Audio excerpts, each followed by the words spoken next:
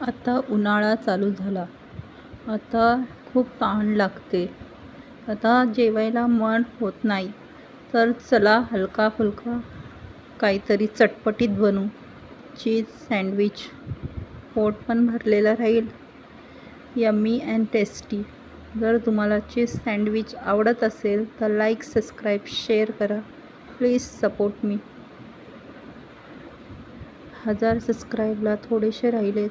Please help me.